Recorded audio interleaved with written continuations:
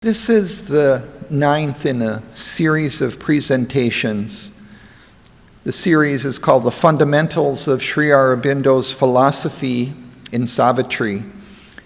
And the title of this talk is The Realization of the Spiritual Self. And in this presentation, we'll hear Sri Aurobindo's depictions of the realization of the spiritual self as described in the Synthesis of Yoga and in Savitri. I will provide just a brief synopsis of each passage that I read, bringing out some of the key points. As we'll see, finding our true self is the fundamental spiritual realization, which releases us from the limitations of the ego and the ordinary consciousness. It is the essential realization of both ancient and modern spiritual traditions. But there are several stages to this realization in its integral completeness. And some traditions and some individuals stop short of the full experience. And for Sri Aurobindo, knowing our spiritual self is not the final or highest step in our spiritual possibilities, for the supramental realization and transformation are superior and more difficult achievements. But it is still prerequisite and essential for that farther spiritual journey. The passages I will read are vividly revealing of the experience of the self, but they also give us hints of how to effect its realization and how it unfolds in its stages.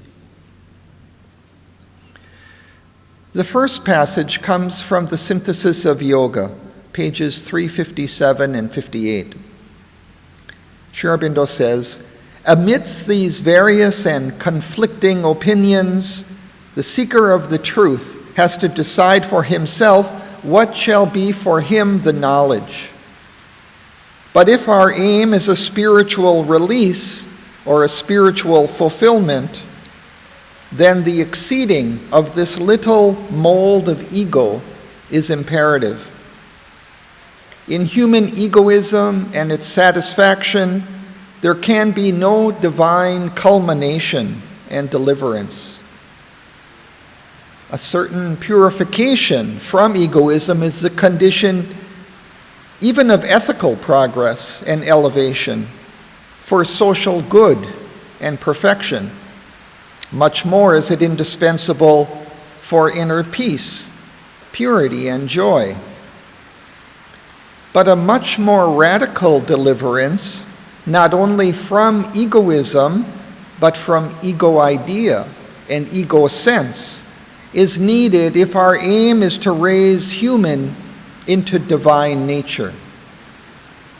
Experience shows that in proportion as we deliver ourselves from the limiting mental and vital ego, we command a wider life, a larger existence, a higher consciousness, a happier soul state, even a greater knowledge, power, and scope. Even the aim which the most mundane philosophy pursues, the fulfillment, perfection, satisfaction of the individual, is best assured not by satisfying the narrow ego, but by finding freedom in a higher and larger self. There is no happiness in smallness of being, says the scripture. It is with the large being that happiness comes. The ego is by its nature a smallness of being. It brings contraction of the consciousness, and with the contraction, limitation of knowledge, disabling ignorance, confinement and a diminution of power, and by that diminution, incapacity and weakness. Scission of oneness, and by that scission, disharmony and failure of sympathy and love and understanding. inhibition or fragmentation of delight, of being, and by that fragmentation, pain and sorrow. To recover what is lost, we must break out of the walls of the ego. The ego must either disappear in impersonality or fuse into a larger I. It must fuse into the wider cosmic I, which comprehends all these smaller selves, or the transcendent, of which even the cosmic self is a diminished image. So this first passage points to the essential requirement for the realization of the self, a deliverance not only from egoism, but from ego idea and ego sense. The ego is smallness, and the more we are released from its narrow confines, the happier we will be. Sri Aurobindo points out two ways that this can happen. The ego can either disappear in impersonality or fuse into a larger I. And then he elaborates this by saying it must fuse into the wider cosmic I, which comprehends all these smaller selves, or the transcendent, of which even the cosmic self is a diminished image. Obeying the necessity to withdraw successively from the practical egoism of our triple nature and its fundamental ego sense, we come to the realization of the spirit, the self, Lord of this individual human manifestation. But our knowledge is not integral if we do not make this self in the individual one with the cosmic spirit, and find their greater reality above, in an inexpressible but not unknowable transcendence. The jiva, possessed of himself, must give himself up into the being of the divine. The self of the man must be made one with the self of all. The self of the finite individual must pour itself into the boundless finite, and that cosmic spirit too must be exceeded in the transcendent infinite. Here, Sri Aurobindo succinctly indicates several steps of the realization. There is first the withdrawal from the egoism of our mental, vital, and physical nature, as well as from the fundamental ego sense. This leads to the realization of the self, the spirit, the Lord of this individual human manifestation. But secondly, the individual self, or jiva, must give itself up to the cosmic spirit, the cosmic self. And finally, that too must be exceeded by giving itself up to the transcendent, infinite. Following this comes a long paragraph, starting at the bottom of page 362, which describes the method and the process of the release from the ego and the initial realization of the infinite self. He says, this cannot be done without an uncompromising abolition of the ego sense at its very basis and source. In the path of knowledge, one attempts this abolition negatively by a denial of the reality of the ego, positively by a constant fixing of the thought upon the idea of the one and the infinite in itself, or the one and infinite everywhere. This, if persistently done, changes in the end the mental outlook on oneself and the whole world, and there is a kind of mental realization. but afterwards, by degrees or perhaps rapidly and imperatively, almost at the beginning, the mental realization deepens into spiritual experience, a realization in the very substance of our being. More and more frequent conditions come of something indefinable and illimitable, a peace, a silence, a joy, a bliss beyond expression, a sense of absolute impersonal power, a pure existence, a pure consciousness, an all-pervading presence. The ego persists in itself or in its habitual movements, but the place of the one become more and more loosened, the others are broken, crushed, more and more rejected, becoming weak in their intensity, limp or mechanical in their action. In the end, there is a constant giving up of the whole consciousness into the being of the Supreme. In the beginning, when the restless confusion and obscuring impurity of our outward nature is active, when the mental, vital, physical ego sense are still powerful, this new mental outlook, these experiences may be found difficult in the extreme.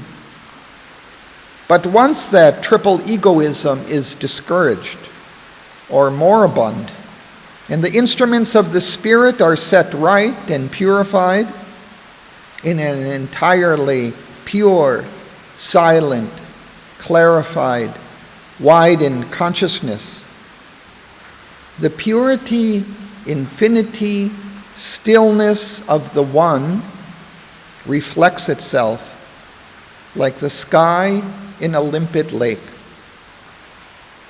A meeting or a taking in of the reflected consciousness by that which reflects it becomes more and more pressing and possible. The bridging or abolition of the atmospheric gulf between that immutable, ethereal, impersonal vastness and this once mobile whirl or narrow stream of personal existence is no longer an arduous improbability, but may be even a frequent experience, if not yet an entirely permanent state. For even before complete purification, if the strings of the egoistic heart and mind are already sufficiently frayed and loosened, the jiva can, by a sudden snapping of the main cords, escape, ascending like a bird freed into the spaces, or widening like a liberated flood into the one and infinite. There is first a sudden sense of a cosmic consciousness, a casting of oneself into the universal. From that universality, one can aspire more easily to the transcendent. There is a pushing back and rending, or a rushing down of the walls that imprisoned our conscious being. There is a loss of all sense of individuality and personality, of all placement in space or time or action and law of nature. There is no longer an ego, a person definite and definable, but only consciousness, only existence, only peace or bliss. One becomes immortality, becomes eternity, becomes infinity. All that is left of the personal soul is a hymn of peace and freedom and bliss, vibrating somewhere in the eternal. We see from this that the experience of the self develops gradually. It begins with a mental realization, but gradually deepens into a spiritual experience in the very substance of the being. Again, that spiritual experience is at first intermittent, and then gradually settles and becomes permanent. And it can take different forms. For example, as experiences of unlimited peace, silence, delight, power, or a divine presence. The sense of ego and its activities for a time may persist alongside or interspersed with the experience of the self. But gradually they lose their power and are able to be rejected. The outer nature realigns itself with the spirit within and becomes capable of reflecting the purity and silence of the infinite self. Eventually, there is a breaking of the walls of the ego sense, and we are released into the infinity of the self. On pages 365 and 66, Sri Aurobindo emphasizes one aspect of the initial experience of the self. He says, "The path of knowledge must lead to one first result, an absolute quietude. For unless the old action of nature in us be entirely quieted, it is difficult, if not impossible, to found any true soul status or any divine activity. Our nature acts on a basis of confusion and restless compulsion to action. The divine acts freely out of a fathomless calm.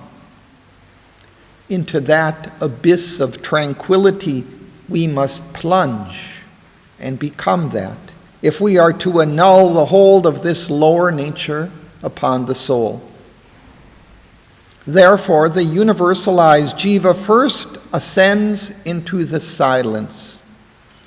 It becomes vast, tranquil, actionless. What action takes place, whether of body and these organs or any working whatever, the jiva sees but does not participate in, authorize or in any way associate itself with it. There is action, but no personal actor, no bondage, no responsibility. If personal action is needed, then the jiva has to keep or recover what has been called the form of the ego, a sort of mental image of an I that is the knower, devotee, servant, or instrument, but an image only and not a reality. If even that is not there, still action can continue by the mere continued force of prakriti, or nature, without any personal actor, without indeed there being any sense of an actor at all. For the self into which the jiva has cast its being is the actionless, the fathomlessly still.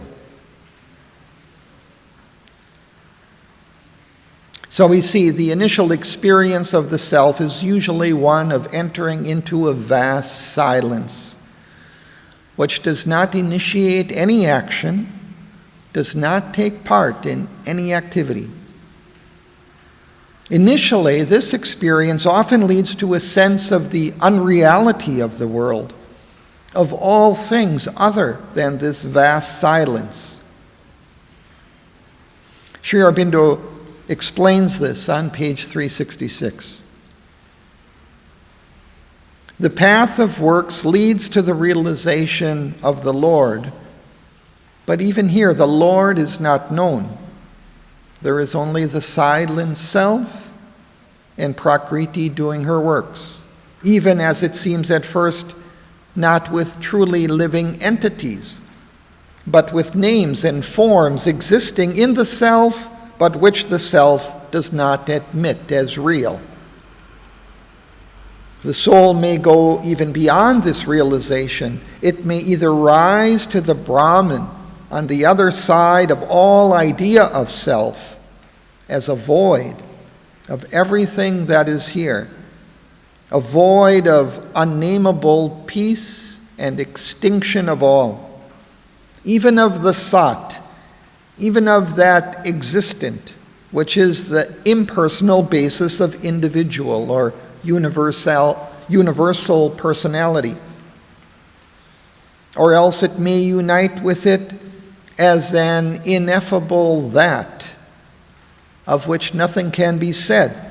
For the universe and all that is does not even exist in that, but appears to the mind as a dream more unsubstantial than any dream ever seen or imagined. So that even the word dream seems too positive a thing to express its entire unreality. These experiences are the foundation of that lofty illusionism which takes such firm hold of the human mind in its highest overleapings of itself. These ideas of dream and illusion are simply results in our still existent mentality of the new poise of the jiva and its denial of the claim made upon it by its old mental associations and view of life and existence. In reality, the Prakriti does not act for itself or its own motion, but with the self as Lord. For out of that silence wells all this action.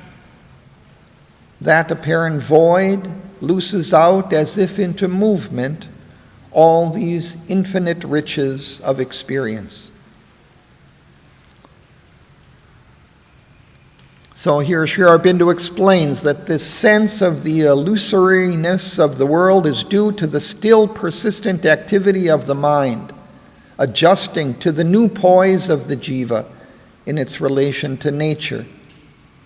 In truth, the world is not an illusion, but issues out of this silent self, which is its Lord. On page 368, Sri Aurobindo says, our first imperative aim when we draw back from mind, life, body, and all else that is not our eternal being is to get rid of the false idea of self by which we identify ourselves with the lower existence and can realize only our apparent being as perishable or mutable creatures in a perishable or ever mutable world. We have to know ourselves as the self, the spirit, the eternal. We have to exist consciously in our true being.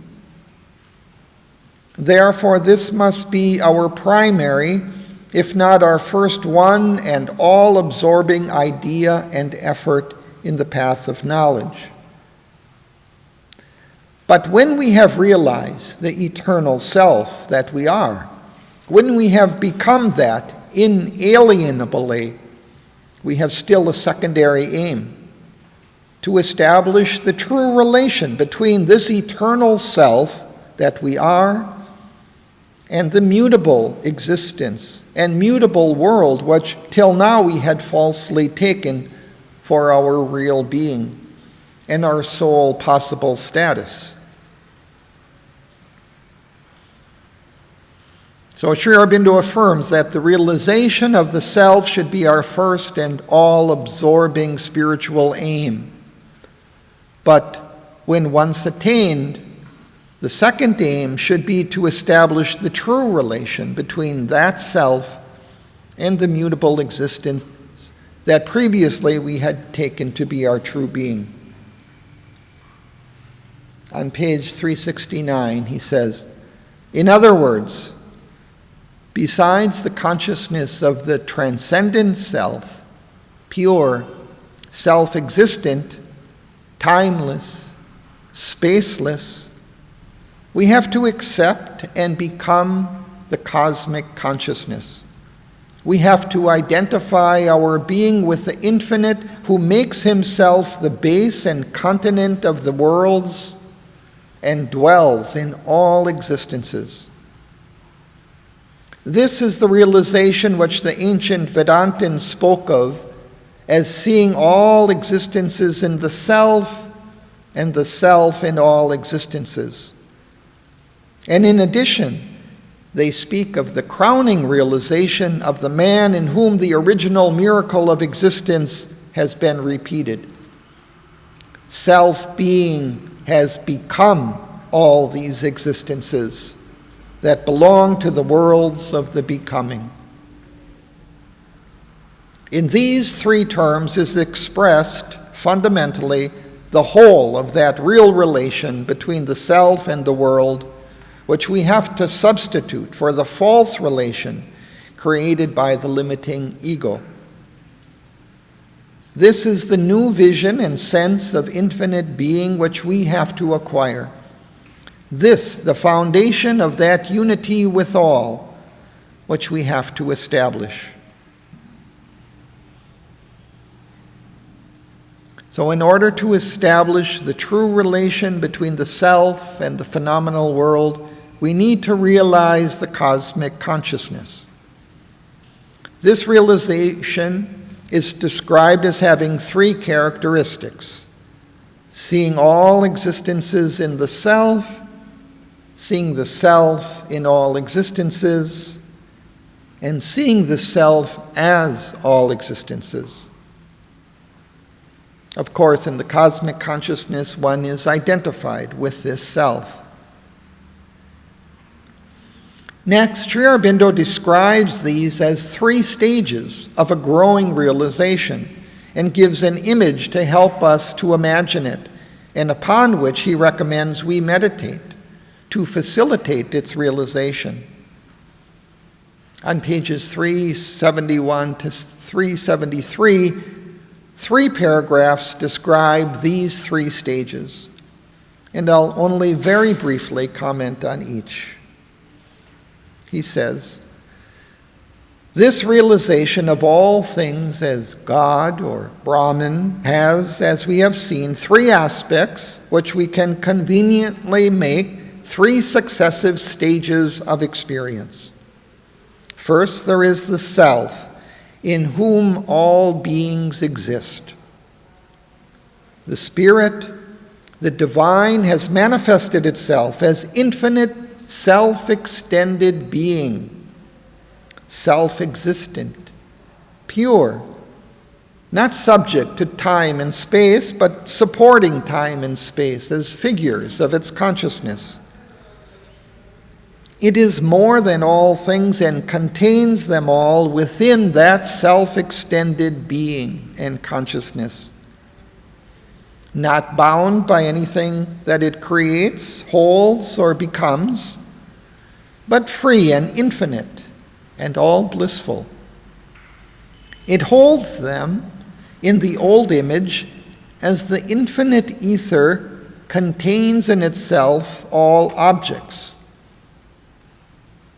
This image of the ethereal Akasha Brahman may indeed be of great practical help to the sadhaka who finds a difficulty in meditating on what seems to him at first an abstract and unseizable idea. In the image of the ether, not physical, but an encompassing ether of vast being, consciousness, and bliss, he may seek to see with the mind and to feel in his mental being and this supreme existence, and to identify it in oneness with the self within him.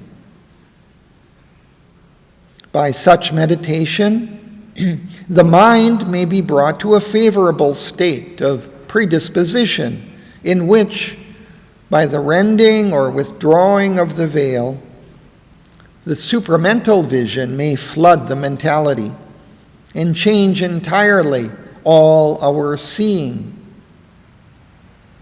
And upon that change of seeing, as it becomes more and more potent and insistent and occupies all our consciousness, there will supervene eventually a change of becoming, so that what we see, we become.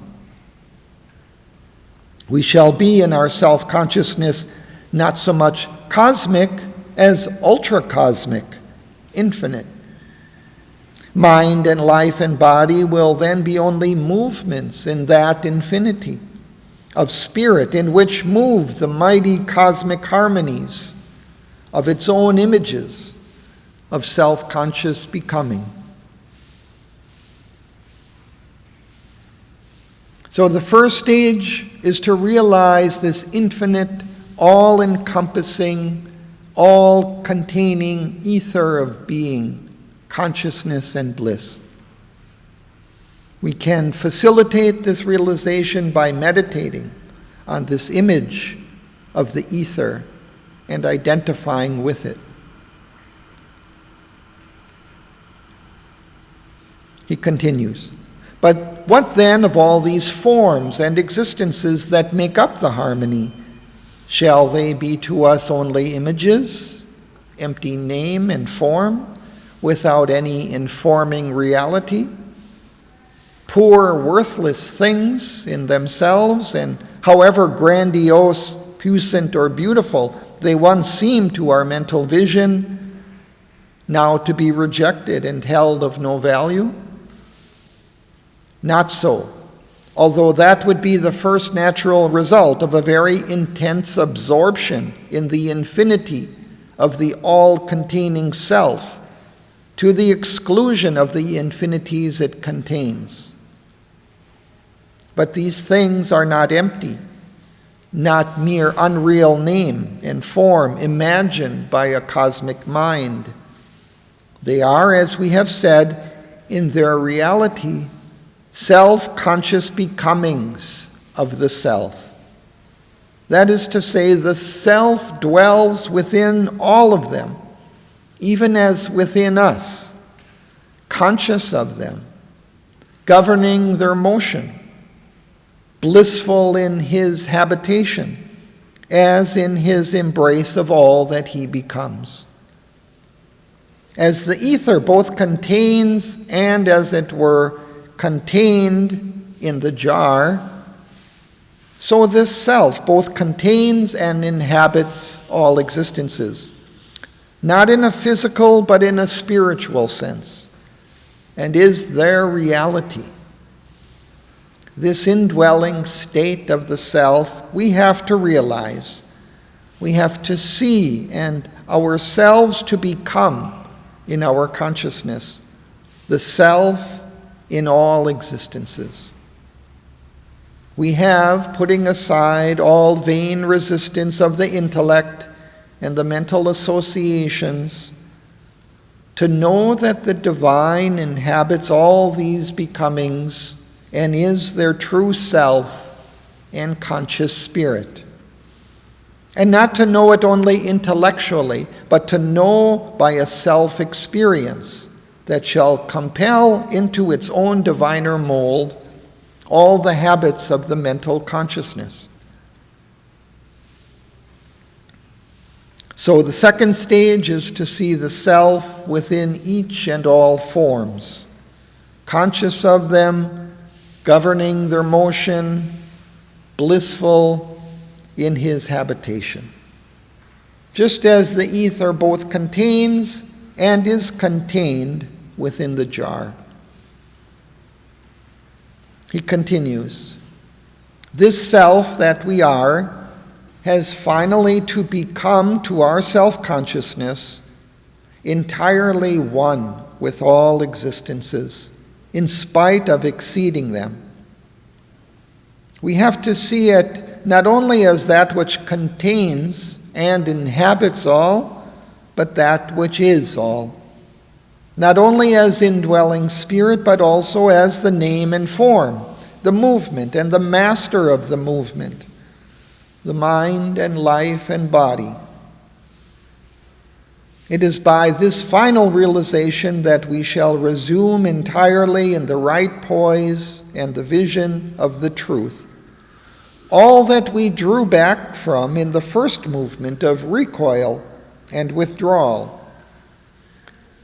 The individual mind, life, and body, which we recoiled from as not our true being, we shall recover as a true becoming of the self, but no longer in a purely individual narrowness.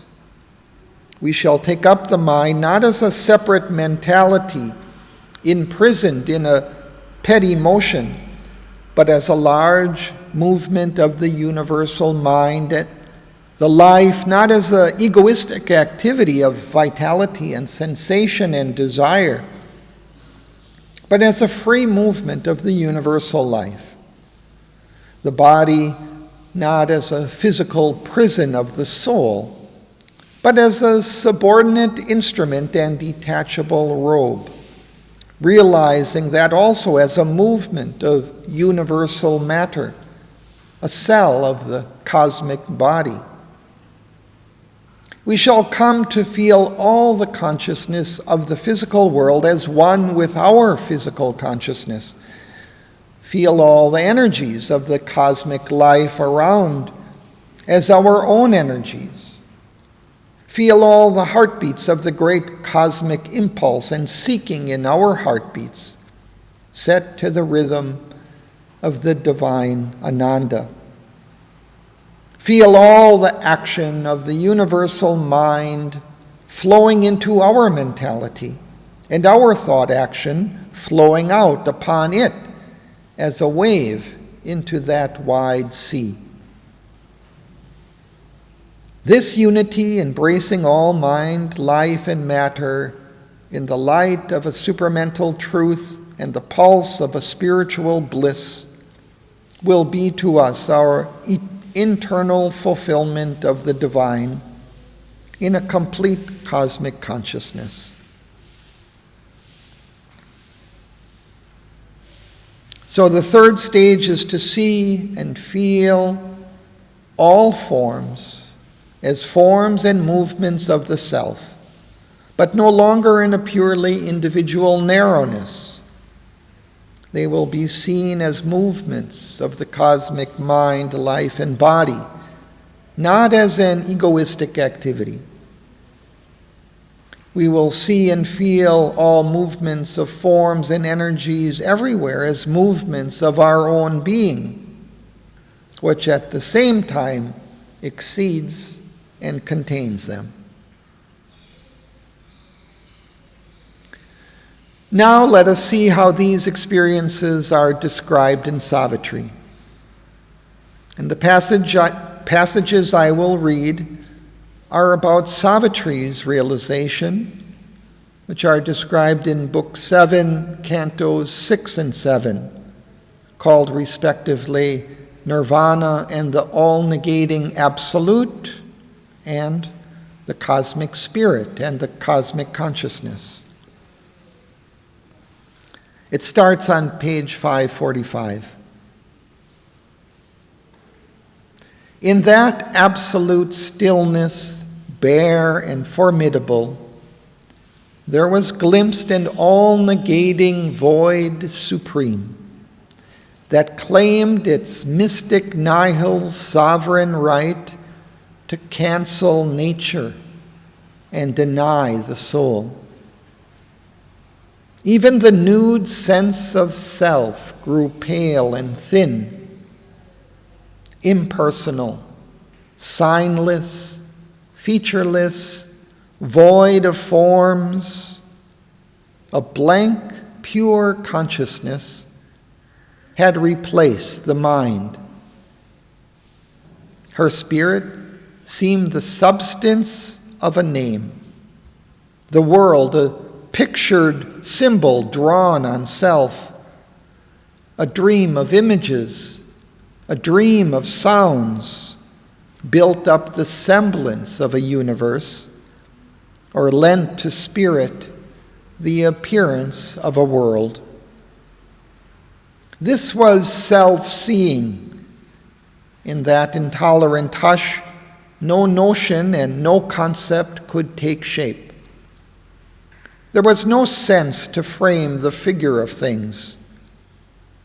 A sheer self-sight was there. No thought arose. Emotion slept deep down in the still heart, or lay buried in a cemetery of peace. All feeling seemed quiescent, calm, or dead, as if the heartstrings rent could work no more, and joy and grief could never rise again. The heart beat on with an unconscious rhythm, but no response came from it and no cry. Vain was the provocation of events. Nothing within answered an outside touch. No nerve was stirred and no reaction rose.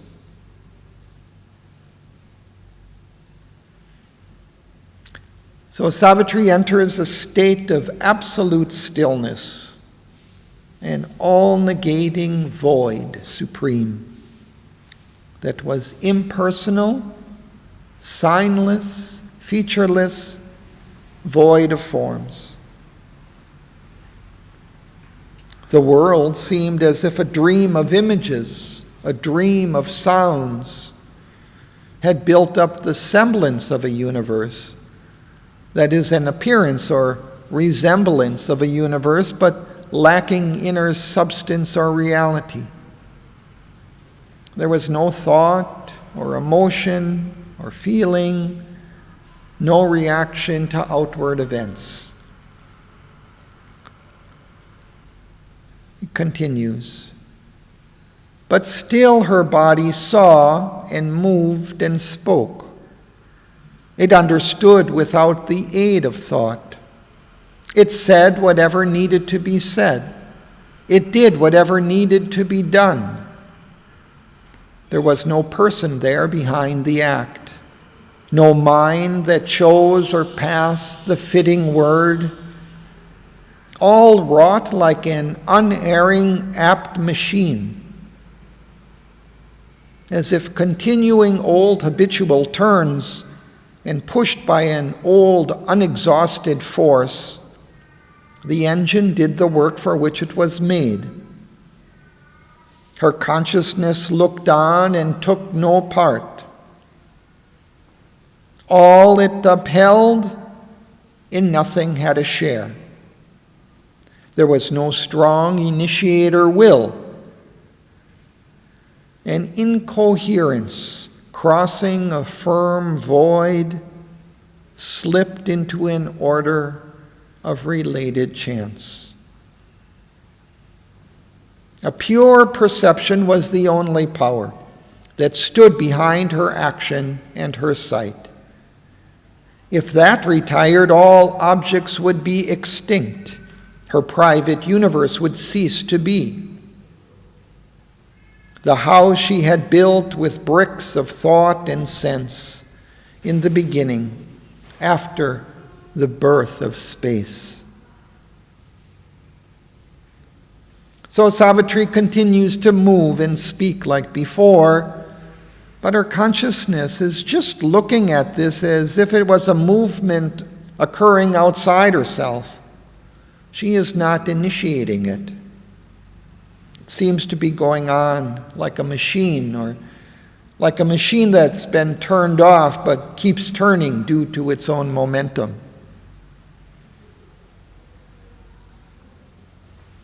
This seeing was identical with the seen. It knew without knowledge all that could be known. It saw impartially the world go by. But in the same supine, unmoving glance, saw too its abysmal unreality. It watched the figure of the cosmic game, but the thought and inner life in forms seemed dead, abolished by her own collapse of thought. A hollow physical shell persisted still. All seemed a brilliant shadow of itself, a cosmic film of scenes and images. The enduring mass and outline of the hills was a design sketched on a silent mind and held to a tremulous false solidity by constant beats of visionary sight.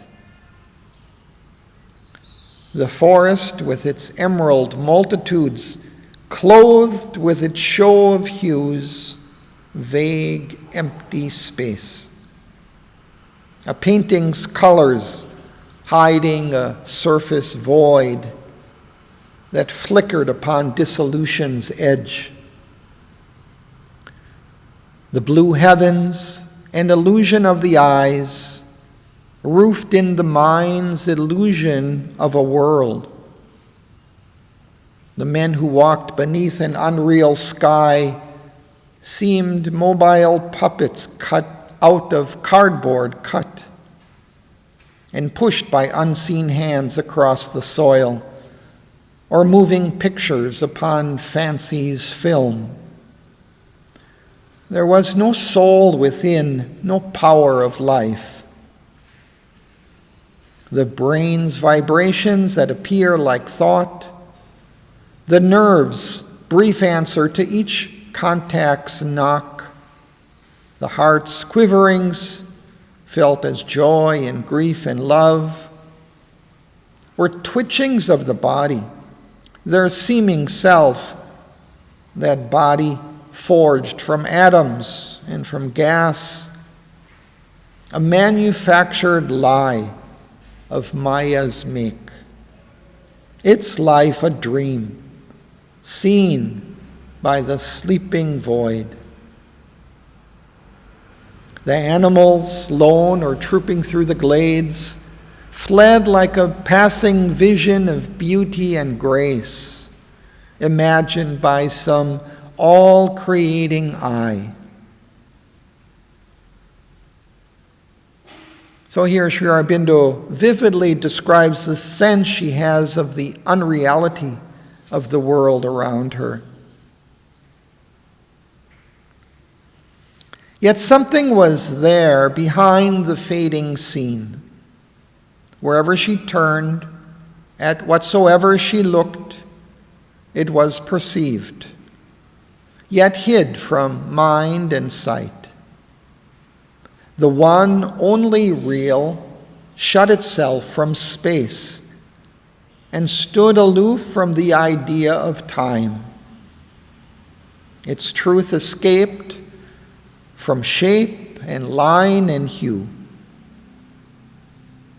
All else grew unsubstantial, self-annulled. This only everlasting seemed and true. Yet nowhere dwelt. It was outside the hours. This only could justify the labor of sight, but sight could not define for it a form. This only could appease the unsatisfied ear, but hearing listened in vain for a missing sound. This answered not the sense, called not to mind. It met her as the uncaught, inaudible voice that speaks forever from the unknowable. It met her like an omnipresent point, pure of dimensions, unfixed, invisible. The single oneness of its multiplied beat, accentuating its sole eternity. It faced her as some vast naught's immensity, an endless no to all that seemed to be, an endless yes to things ever unconceived, and all that is unimagined and unthought, an eternal zero or untotaled aught, a spaceless and a placeless infinite. Yet eternity and infinity seemed but words, vainly affixed by mind's incompetence to its stupendous lone reality.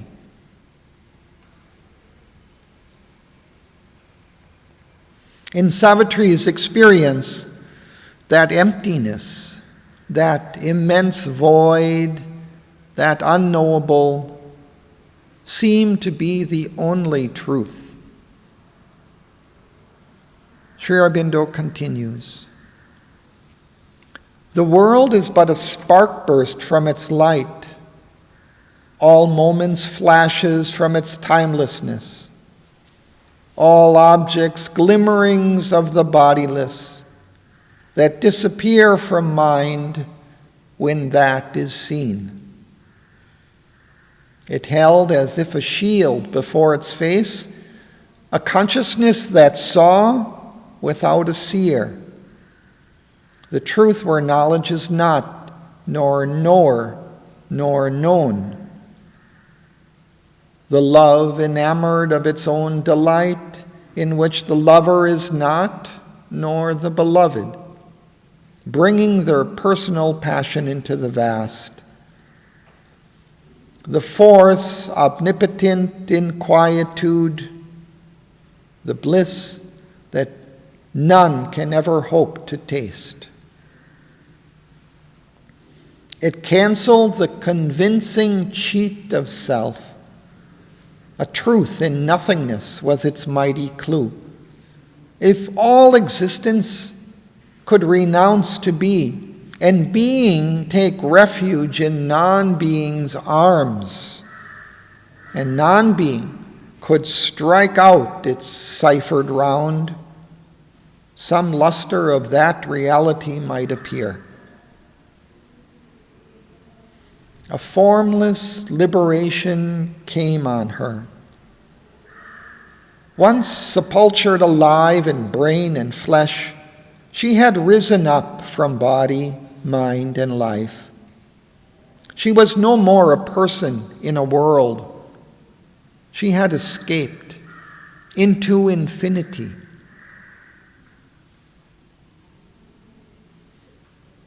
So she senses that out of this void, all that is in time and space have emerged, but are as if ephemeral flashes. Yet all was not extinct in this deep loss. The being traveled not to nothingness.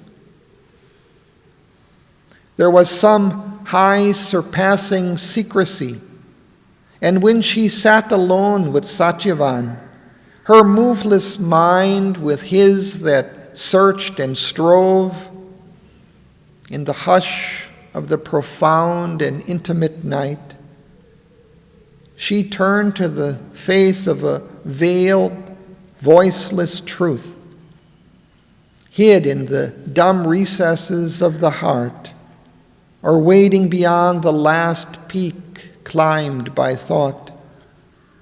Unseen itself, it sees the struggling world and prompts our quest, but cares not to be found. Out of that distant vast came a reply.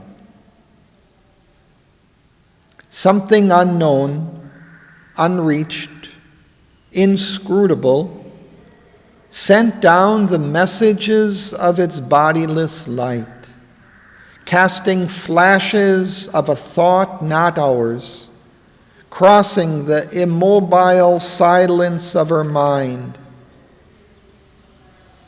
In its might of irresponsible sovereignty, it seized on speech to give those flamings shape, made beat the heart of a wisdom in a word, and spoke immortal things through mortal lips.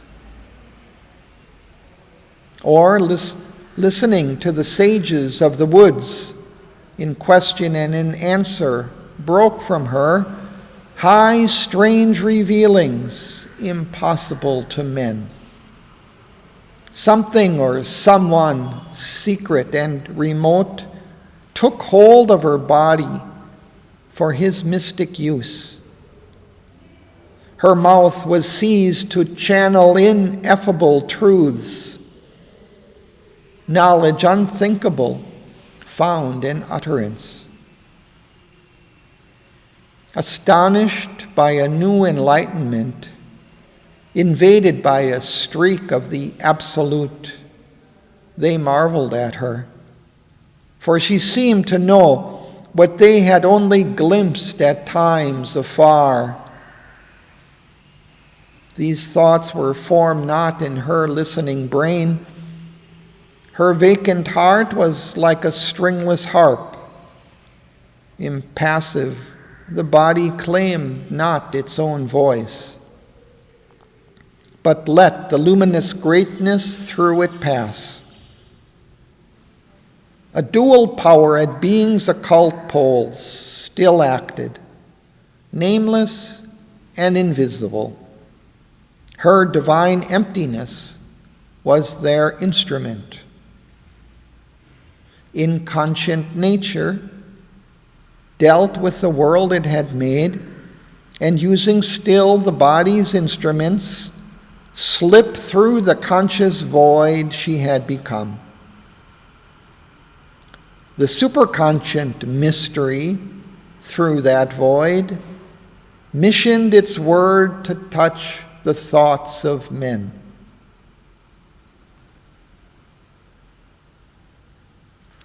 Although she is identified with that emptiness out of which these ephemeral flashes seem to emerge and light and constitute the world around, something in that unknowable void sent down the messages of its bodiless light, cast lightning flashes of a thought not ours, that is, not hers.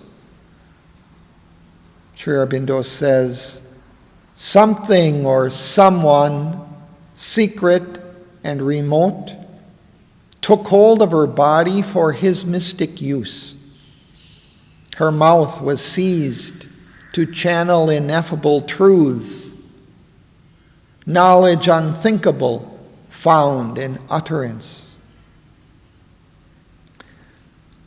This reveals to us something about the origin of Sri Aurobindo's and the mother's own writings and speech. But now she sat by sleeping Satchivan, awake within, and the enormous night surrounded her with the unknowables vast. A voice began to speak from her own heart that was not hers, yet mastered thought and sense. As it spoke, all changed within her and without. All was, all lived. She felt all being one. The world of unreality ceased to be. There was no more a universe built by mind, convicted as a structure or a sign. A spirit, a being, saw created things and cast itself into unnumbered forms, and was what it saw and made. All now became an evidence of one stupendous truth, a truth in which negation had no place, a being and a living consciousness, a stark and absolute reality. There the unreal could not find a place. The sense of unreality was slain. There all was conscious, made of the infinite. All had a substance of eternity. Yet this was the same indecipherable. It seemed to cast from it universe like a dream, vanishing forever into an original void. But this was no more some vague, ubiquitous point or a cipher of vastness in unreal naught. It was the same, but now no more seemed far, to the living clasp of her recovered soul. So Savitri's experience changes. Whereas before, the world around seemed unreal and somehow disconnected with the void from which it arose, now she feels the self as one with the world. As he puts it, a spirit, a being, saw created things and cast itself into unnumbered forms, and was what it saw and made. And further, he says, the sense of unreality was slain. There all was conscious, made of the infinite. All had a substance of eternity. She is experiencing the cosmic consciousness. It was herself. It was the self of all. It was the reality of existing things. It was the consciousness of all that lived and felt and saw. It was timelessness and time. It was the bliss of formlessness and form. It was all love and the one beloved's arms. It was sight and thought in one all-seeing mind. It was joy of being on the peaks of God. She passed beyond time into eternity, slipped out of space, and became the infinite. Her being rose into unreachable heights and found no end of its journey in the self. It plunged into the unfathomable deeps and found no end to the silent mystery that held all world within one lonely breast, yet harbored all creation's multitudes. She was all vastness and one measureless point. She was a height beyond heights, a depth beyond depths. She lived in the everlasting and was all that harbors death and bears the wheeling hours. All contraries were true in one huge spirit, surpassing measure, change, and circumstance. An individual, one with cosmic self, in the heart of the transcendence miracle, and the secret of world personality was the Creator and the Lord of all. Mind was a single innumerable look upon himself and all that he became. Life was his drama and the vast a stage. The universe was his body, God its soul. All was one single immense reality, all its innumerable phenomenon.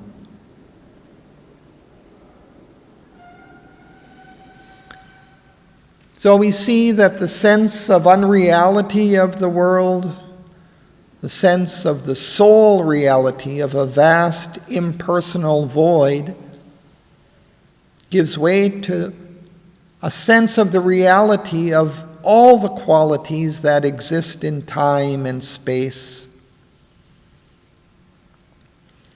The sense of the reality of all things is restored, but now in the unity of the self. This describes the culmination of the integral realization of the self, which includes its individual, cosmic, and transcendental aspects. As Sri Aurobindo says near the end, an individual, one with cosmic self, in the heart of the transcendence miracle. And following these lines are two others which are particularly intriguing. And the secret of world personality was the Creator and Lord of all. These lines point to the reality of the personal divine, in addition to the impersonal divine. The earlier descriptions of the self were primarily impersonal, as a void, an emptiness, or at best as an unknowable from which the universe arises. But here Savitri senses that a world personality was the Creator and Lord of all. As Sri Aurobindo puts it, the universe was his body, God its soul. All was one single immense reality. Oh, thank you.